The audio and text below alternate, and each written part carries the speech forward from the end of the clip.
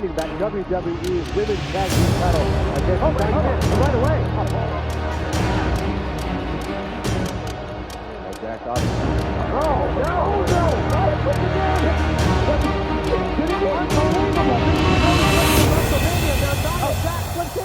Ouais, salut à tous, c'est Sturi et bienvenue pour le Monday Night Raw Recap, le plus attendu de l'année. C'est le Raw après WrestleMania dans la nuit du lundi 12 avril au mardi 13 avril. Et après deux excellentes nuits de WrestleMania qu'on a chroniqué, vous avez apporté tellement de soutien, tellement d'amour pour les qu'est-ce qui s'est passé que je rempile pour ma dernière pige sur cette chaîne YouTube, c'est ça le catch, avant de me reposer le Raw Recap. Ah, il est attendu celui-là. Oh, il était attendu. On avait besoin d'explications. Ah, si vous attendiez des choses fantastiques, là, des retours, il y en a eu des retours, hein? Non, pas Becky Lynch, non, ni Ronda Rousey, ni Brock Lesnar, enfin, voilà, mais le Raw après WrestleMania, il est souvent attendu pour, voilà, des surprises, des choses un petit peu exceptionnelles, enfin, hein, sans vous rappeler le cash-in incroyable de Dolph Ziggler, sans vous rappeler également Brock Lesnar qui défonce John Cena pour son retour, et même en revenant des années en arrière, Bill Goldberg qui attaque The Rock. Ah, bah là on n'y était pas, bah déjà le public, hein, live, bah, c'était pour WrestleMania, là. Retour au Thunderdome, nouveau Thunderdome, hein, voilà, ils sont à Tampa Bay dans une salle, j'ai oublié le nom de la salle, mais nouveau Thunderdome. Avant de se lancer pleinement, je le disais tout à l'heure en préambule, mais également beaucoup de merci pour tous les beaux messages que vous m'avez envoyés, pour tous les beaux messages que vous avez également envoyés à la team, c'est ça le catch, tous ceux qui ont gravité autour de la chaîne, que ce soit sur Twitch, que ce soit sur le Twitch de Ludivine, que ce soit sur cette chaîne, c'est ça le catch,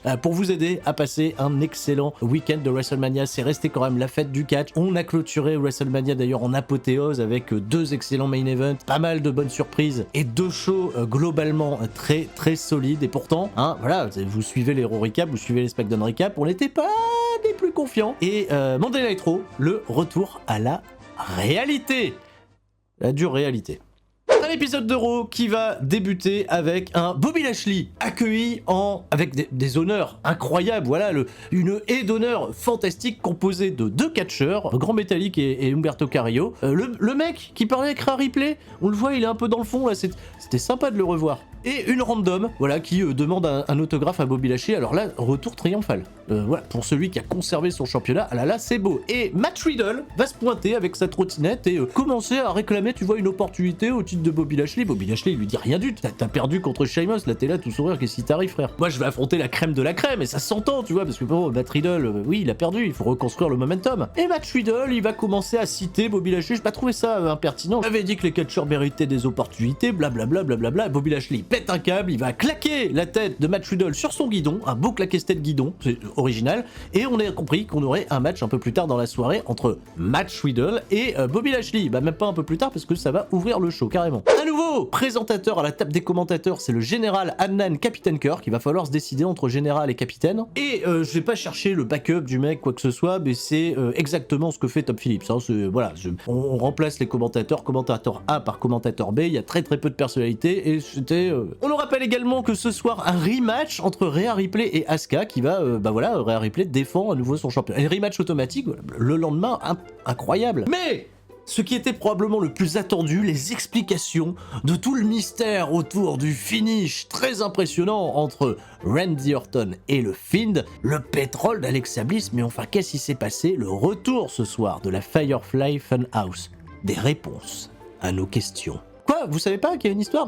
Mais si, mais vous inquiétez pas, mais ils auront l'occasion de nous remontrer des images de ce qui s'est passé à WrestleMania, ou allez voir les qu'est-ce qui s'est passé, ou allez voir même les Raw Recap, les SmackDown d'avant, mettez des pouces bleus à cette vidéo parce qu'on est parti. Matt Riddle qui dévale la rampe en trottinette, qui se fait tout de suite sécher par Bobby Lashley. Ça va donner le ton, hein, parce que Matt Riddle, si vous aspirez quoi que ce soit, c'est 95% en faveur de Bobby Lashley, 10 minutes de match, un squash, limite à sens unique, où Bobby Lashley va rester très fort, Matt Riddle va être, voilà, un peu, je vais pas dire enterré, parce qu'ils trouveront toujours des conneries à lui faire dans la mid-card, mais il est pas là à step up main event, hein. Oula, non. Le Hurt Lock est appliqué, Bobby Lashley reste fort, et bah, je m'attendais à moi à ce qu'il y ait d'autres main eventers qui débarquent, tu vois, pour challenger Bobby Lashley, pour construire le programme d'après, peut-être pour nous inciter à regarder la suite de Monday Night Raw. Et ben pas du tout, non, rien. À la place, on va nous remontrer des images de ce qui s'est passé hier soir à WrestleMania, avec notamment la victoire de Rhea Ripley contre Asuka, et on retrouve tout de suite Axel de WWE Fan France qui qui en réalité s'appelle Kevin Patrick, il va falloir que je l'assimile, va poser à la manière d'une Sarah Schreiber, absente de la soirée, la Sarah Schreiber, mais bon, c'est pareil, tout le monde est interchangeable. Rhea Ripley, avec beaucoup de personnalité, va nous dire que c'est un renouveau de brutalité pour cette division féminine. Elle a prouvé hier qu'elle était capable d'être prête pour Asuka, et ce soir, elle sera prête à nouveau pour la battre. Et c'est tout. Qu'est-ce que vous vouliez d'autre? Un discours qui laisse notre bon ami Kevin Axel totalement pantois.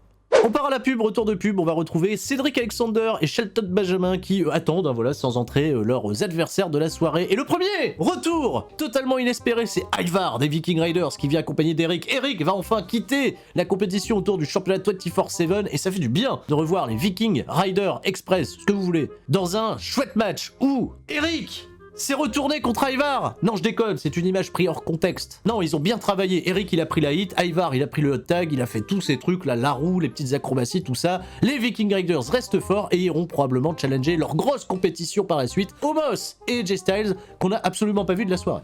Non, on les a pas vus. Les mecs nouveaux champions, ils sont pas à Raw. Sheamus, pareil. Sheamus, pas Raw.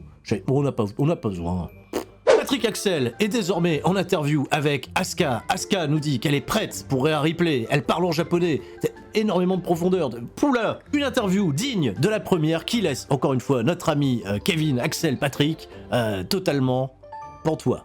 Et c'est le moment d'accueillir le deuxième retour de la soirée. Charlotte Flair, qui, voilà, revient, qui s'est fait lisser les cheveux, qui s'est fait pousser les jambes. Magnifique, Charlotte Flair. Elle est là pour nous donner des explications sur son absence de WrestleMania.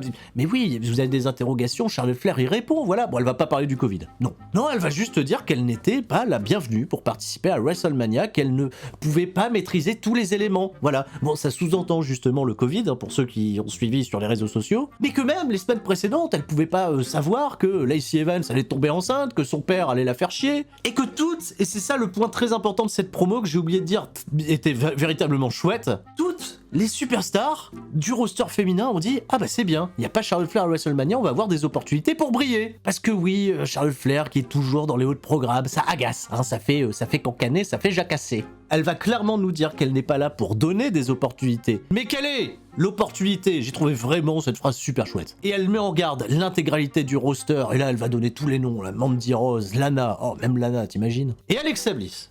Ce qui a éveillé un peu ma curiosité. Un bon gros drop mic des familles pour terminer, une promo qui est certainement ce que j'ai préféré de la soirée à Raw et que je vous encourage à regarder. Combat de championnat féminin, Asuka challenge à nouveau Rhea Ripley, le rematch de WrestleMania qui va durer 11 minutes, il va être coupé d'une pub. J'ai trouvé que c'était pas trop mal dans le ring, encore une fois. Il y a quelques combinaisons qui sont chouettes entre Rhea Ripley et Asuka et pourtant il y a aussi quelques gros foirés. Un match qui va tellement nous rappeler qu'on est bien à Raw. Hein, voilà, Asuka réussit à nouveau à porter un DDT impressionnant sur le bord du ring. Bah Charlotte Flair va venir créer la disqualification. Ça valait le coup hein, de faire un rematch et de faire un match aussi compétitif. Vous auriez fait venir Charlotte au bout de 2 minutes, on aurait compris, on aurait eu la même. Voilà, Charlotte est de retour, on sait exactement où elle va se situer désormais. Je suis pas mécontent de tout ça, mais ça a pas aidé Rhea Ripley à s'installer proprement. Ça laisse une opportunité de voir Asuka faire du bon catch en haut de la carte et de pas aller se noyer dans la division tag féminine dont on va parler bientôt.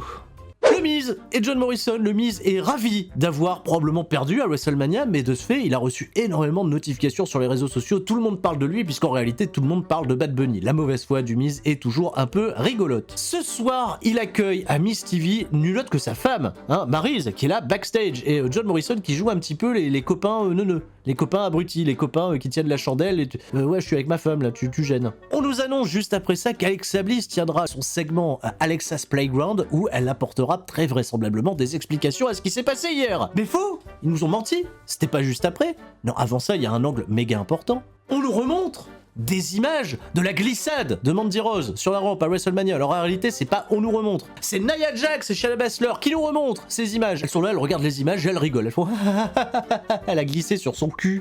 Mandy Rose, qui sait particulièrement bien rire d'elle-même, va confronter Nia Jax en disant tu sais moi j'assume, hein, y a pas de souci. Et qu'est-ce qui se passe? Dana Brooke qui se pointe et c'est une embuscade tordue à Nia Jax, mais c'est honteux, elles attaquent Nia Jax à 2 contre 1 qui derrière se relève, qui est pas contente et ça se réglera probablement un petit peu plus tard dans cet épisode. Et c'est attendu. Le playground d'Alexa Bliss qui nous accueille sur sa traditionnelle balançoire et qui va nous donner des explications sur pourquoi elle a distrait le Fiend lors de WrestleMania 37. Vous êtes pas au courant? Ne vous inquiétez pas, on va vous remontrer les images, mais avant ça, elle va nous rappeler d'autres images d'il y a très longtemps de la Alexa Bliss qui était, selon elle, une petite fille perdue, qui a été recueillie et sauvée par les ténèbres du Fiend. Alexa Bliss s'est alors totalement métamorphosée, devenant diabolique et cruelle envers Randy Orton en lui brûlant le visage. Mais c'était sans compter la vengeance terrible de Randy Orton qui a alors décidé de brûler le Fiend et d'enlever à Alexa Bliss son guide qui l'a amené dans les ténèbres. Et Alexa Bliss, à ce moment-là, s'est rendu compte qu'elle n'avait pas besoin du guide, qu'elle n'avait pas besoin des ténèbres, qu'elle n'avait pas besoin du Fiend pour rester diabolique. Mais ce qui fait pas de sens. Alors pourquoi elle l'aurait ramené à la vie, le Fiend? Pourquoi faire? Il était cramé. Elle va pas feuder après avec quelqu'un qui est cramé. Parce que oui, elle va nous remontrer des images de ce qui s'est passé à WrestleMania, du Fiend qui était en plein contrôle du match, qui était sur le point de le remporter, d'Alexa Bliss qui le distrait avec le pétrole, avec le goudron. Là, Elle l'a donc ramené à la vie pour l'humilier dans un match de catch 1 contre 1 où Randy Orton a porté son RKO et l'a vaincu. Mais qu'est-ce que c'est que ce Fiend en fait? Il est nul. Le nouveau, il est pas bien, il est pas fort. Alexa Bliss est fière de nous présenter celle avec qui elle va partager les Alexa's Playground. Alors d'où ça sort, j'en sais rien. C'est une poupée qui est pas bien jolie, qui s'appelle Lily. Si encore elle s'était appelée Lilith, ça aurait été plus cohérent, non? Donc voilà, hein, c'est une poupée qui parle, elle fait un peu peur, voilà, et voilà. C'est là, ils sont en train de ramer pour essayer de recoller des morceaux, là. Est-ce que le génie de Bray Wyatt va réussir à associer tous les morceaux, à les reprendre des trucs dans le contexte? On le découvrira plus tard, parce que je vous le rappelle, il y aura la Firefly Funhouse. Encore plus de hype, encore plus de pouces bleus, encore plus de Raw Recap. Tout de suite, c'est Miz TV. Il est content, le Miz. Il vient accompagné de sa femme, Maryse, et de son copain relou, John Morrison. Et pourquoi il a invité Maryse? Bah, tout simplement pour promouvoir leur show Miz and Mrs. qui redémarre. Voilà, c'était diffusé juste après Monday Night Raw. Ça fait des bonnes audiences, c'est apprécié, c'est un peu... Bon, c'est de la télé-réalité. On nous remontre évidemment des images du combat, et il choisit bien ces images parce qu'à chaque fois c'est Bad Bunny qui attaque John Morrison, tu vois, et ça fait passer John Morrison pour le perdant. Il nous tease un petit processus de dissension entre les deux. Damien Priest qui va se pointer, qui va dire oui, le Miz t'es content, mais rappelle-toi, t'as perdu le match. Voilà, il vient remettre les choses dans le contexte. Ah mais très bien, mais qu'est-ce que tu viens faire là, Damien Prieur? Je te rappelle que toi, personne ne parle de toi dans les médias, tout le monde parle de Bad Bunny, tu t'es un petit peu fait voler la vedette, et c'est cool parce que tout tourne autour de Bad Bunny, mais il est où Bad Bunny en réalité? Il est parti, on le reverra plus. Donc Damien Priest va challenger Miz et Morrison dans un match handicap, là maintenant tout de suite, ce qui est une idée assez étonnante, mais qui pourrait lui permettre de ressortir très fort. Et ben rien du tout, puisque Miz et Morrison, qui sont pas en tenue pour lutter, vont le battre au terme d'un match. C'est pas si mauvais dans le ring, mais ça va se finir de manière totalement clownesque avec le Miz qui va se faire dessaper par Damien Priest, mais réussir en slibard à lui porter un schoolboy, le move le plus puissant de l'univers, et encore mieux avec l'aide des cordes et l'aide de Maryse. Donc c'est voilà, alors là c'est encore plus puissant que le move le plus puissant de l'univers, c'est au-delà de ça. Voilà, petite célébration clownesque avec le Miz en slibard, sa femme et son copain neuneu. Tout ça ne nous annonce que du bon pour le drame. Shayna Baszler et Nia Jax sont backstage. Nia Jax vit mal le fait d'avoir été attaquée. On nous remontre des images de cet assaut cruel et terrible. Et de... Oh là, Nia Jax et Shayna Baszler répondent donc à Patrick Axel de WWE Fan France que ce soir, hein, voilà, c'est 2 contre 2, on va régler des comptes, on va se venger. Hein, clairement et simplement, de Dana Brooke et de... Oh là là, hein, on a step up dans cette division féminine. Et ça laisse, bien entendu, Kevin Axel. Totalement pantois. Bravo à Mandy Rose, qui n'a pas glissé cette fois-ci. D'ailleurs, elle en a joué un petit peu, elle n'a pas glissé. En revanche, je sais pas si j'ai envie de parler de ça.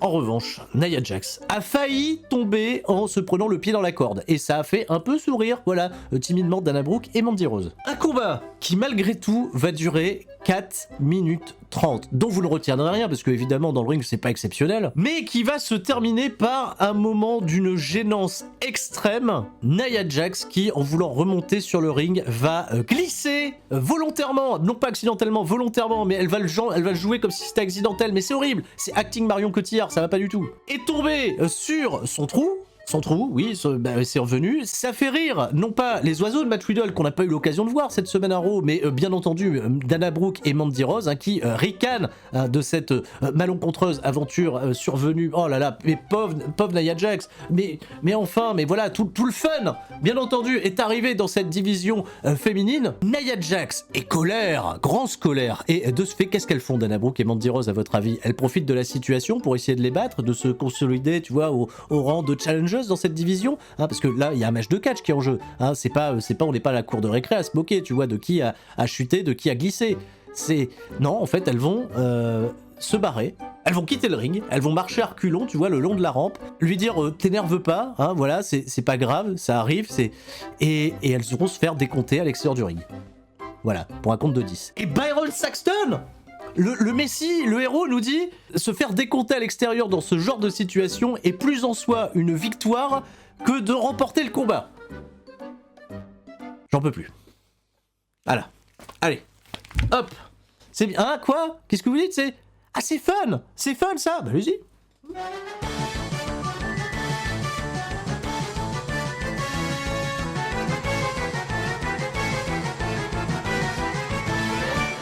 C'est fun! Allez, on passe à la suite en espérant que cette troisième heure d'Euro soit un peu meilleure. Qu'est-ce qui se passe pour la troisième heure d'Euro? On nous remontre des images de Nia Jax qui vient de glisser, etc. Bah ça fait le buzz, hein, oh. Mais aussi, on nous remontre des images de la défaite de Drew McIntyre, qu'on n'a pas encore vu, hein, voilà, il arrive juste pour la troisième heure, Drew McIntyre, il se presse pas, bon. Bobby Lashley et MVP vont venir s'adresser à nous, hein, comme c'est expliqué, voilà, sur ce beau visuel, sur la situation autour du championnat WWE, de la victoire face à Drew McIntyre, et ben non, en fait, Bobby Lashley, il vient pas. C'est juste MVP qui vient, et MVP met en garde un petit peu, voilà, tout le roster de WWE, de la défaite de Drew McIntyre qui a commis une erreur, c'est vrai. Bah justement, Drew McIntyre, il va se pointer, il va répondre à MVP qui avait fait une bonne promo, hein, juste avant, je tiens à le dire. Drew espère avoir une autre opportunité, il admet avoir commis une erreur, et il va pas avoir son opportunité comme ça. Mais non, parce qu'il y a d'autres personnes qui doivent se pointer, ce segment qu'on aurait dû faire à l'entrée de cet épisode d'Euro, voilà, Braun Strowman, il veut avoir son opportunité, peu importe, Drew McIntyre, t'as perdu, tu repars hein, en bout de fil. Et Randy Orton, qui s'est dit, mais tiens, mais j'en ai fini moi avec le feed, là ça y est, j'ai arrêté de cracher du pétrole, ça faisait 6 mois que j'étais emmerdé avec ce programme. De ce fait, 3 hommes se réclament être légitimes, Adam Pearce se pointe, et le main event de Raw sera bien entendu un triple threat pour annoncer hein, le challenger de Bobby Lashley à WrestleMania Backlash. Ils ont appelé ça WrestleMania Backlash, les cons. Ah ouais. On nous remontre des images de Charlotte Flair qui est revenue ce soir. Et oui, le retour de Charlotte Flair qui attaque Asuka et Rhea Ripley et qui provoque la première disqualification fantastique de cette soirée. On retrouve Elias et Jackson Ricker dans le ring pour leur combat. Ils font un peu de guitare avant. Voilà, ils veulent faire un peu de guitare, mais à chaque fois qu'Elias gratte une corde, c'est un bruit de trompette qui en sort. Non, c'est bon, on va pas jingle sans arrêt, là on veut... Avançons, l'action. Pas tout de suite l'action, d'abord promo, le New Day qui va reprocher à Jackson Ricker et Elias d'être la honte de la division par équipe. Les mecs sont pas la division par équipe, ils catchent presque jamais en équipe. Tout ça parce qu'ils se sont fait botter le cul par Braun Strowman à WrestleMania et que, bah voilà, ça fait honte de perdre à 2 contrats. Mais Elias, hein, pas con, Elias, ça fait... Vous êtes pas fait botter le cul à 2 contrats contre Omos, vous aussi, non? Xavier Woods rentre dans une colère, il est fou de rage, il va dire c'est inacceptable. Voilà, c'est le conte de la citronnelle. Hein, de toute façon, si vous aviez pas la ref, vous savez, je suis un gros fan de Adventure Time. Mais comme ce Raw, hein, c'est inacceptable. C'est totalement inacceptable. On est parti pour le combat qui était décent. Bon, c'était honnête. Il y a Xavier Woods qui va prendre la hit, qui va prendre 5000 tombées et à chaque fois s'en dégager. Le tag avec Kofi Kingston, un petit peu d'action. Voilà, Kofi Kingston qui... Il y a rien. En fait, c'est un match de catch... Ok. Victoire, voilà, du New Day, et puis qu'est-ce qu'on a après? On a Randy Orton qui va promouvoir sa participation dans le main event. Il est débarrassé du Fiend et d'Alexa Bliss. Tu sais, c'est ce qu'il a dit un petit peu avant. On nous redit hein, des choses qui ont déjà été dites. Et puis, bah pareil, il va nous dire que ce soir, les 3 lettres les plus dangereuses dans le monde du catch, RKO, vont... Non, les 3 lettres les plus dangereuses dans le monde du catch, surtout à la WWE, c'est FUN. Voilà. Parce qu'ils ont rien compris au fun, les mecs, c'est pas possible. Firefly, Funhouse, probablement ce que j'attendais le plus de la soirée. La confirmation, tu vois, le face turn de Bray Wyatt et peut-être des explications un petit peu plus concrètes, cohérentes à tout ce qui s'est passé avec Alexa Bliss. Eh ben... Je suis un peu content de revoir les marionnettes, de voir Bray Wyatt débarquer avec son sourire. Ça faisait longtemps qu'on n'avait pas vu la Firefly Funhouse. Il y avait une petite musique de gospel pour dire je renais. Ah, ça y est, je suis de retour. C'est un nouveau départ pour la Firefly Funhouse. Il n'y a plus Alexa Bliss, tout ça, mais sans véritablement parler d'elle. En fait, il y a juste Abby the Witch qui fait des références à Alexa Bliss en disant je lui avais dit depuis le départ que c'était une connasse. Il nous fait coucou, et c'est tout. Et c'est très décevant.